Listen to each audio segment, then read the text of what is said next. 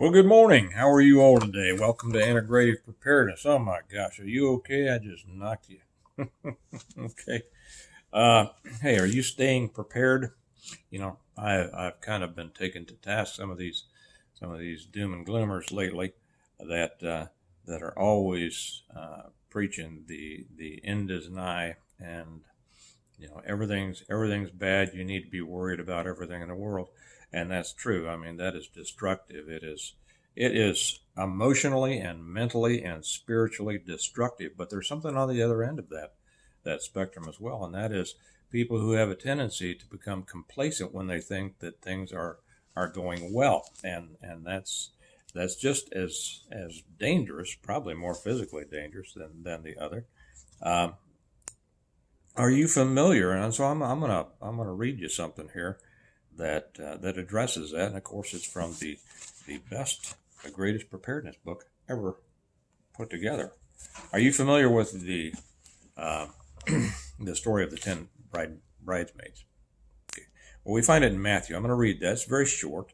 Uh, and for people who say, well, I don't want to hear all that Bible stuff. Well, may I ask you this? Why not? Why not?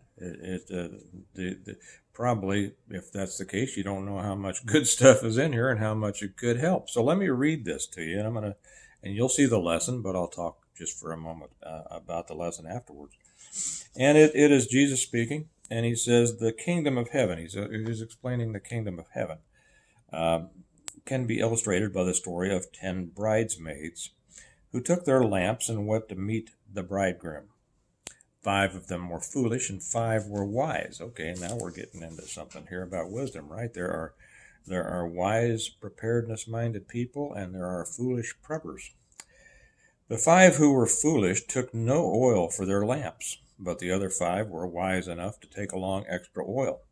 When the bridegroom was delayed, that's an important thing to keep in mind. When the bridegroom was delayed, they all lay down and slept.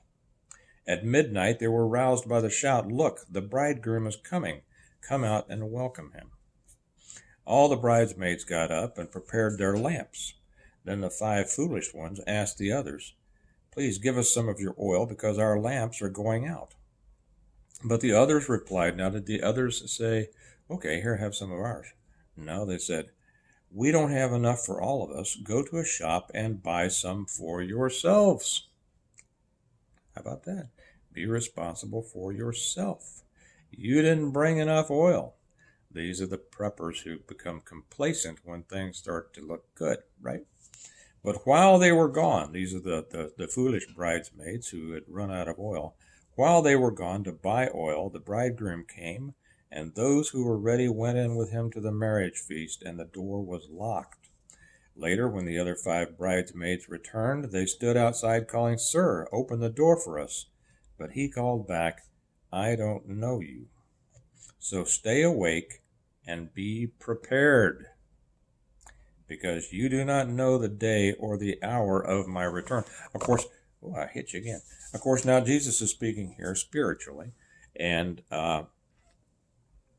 and he's talking about his return. There's probably another lesson there, and this is also goes into those who are preaching the doom and gloom and the end of the world is coming.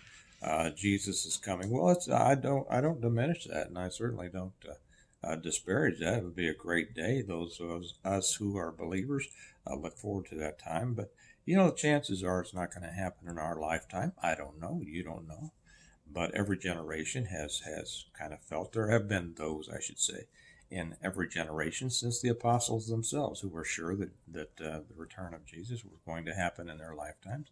So far, it hasn't, and we aren't to live with that assumption.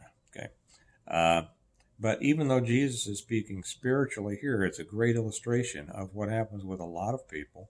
Uh, when things are going well. We saw an increase in preparedness during the Obama administration. Then during Trump, it kind of laid off because everybody thought everything was good, right?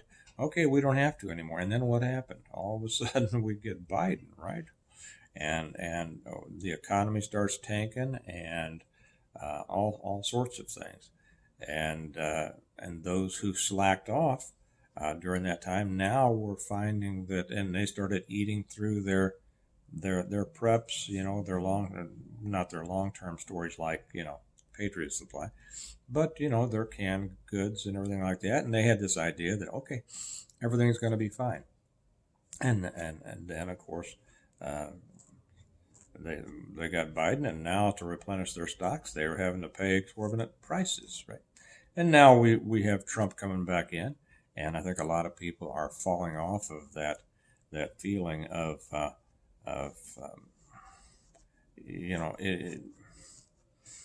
the understanding that it continues to be important. It continues to be important. Preparedness is a lifestyle. It is not a flash in the pan. It's not an up and a down. Life is going to be up and down. It's going to have goods and bads, highs and lows. But preparedness should not be like that. Preparedness should be slow and steady, or fast and steady, but it should be steady, right?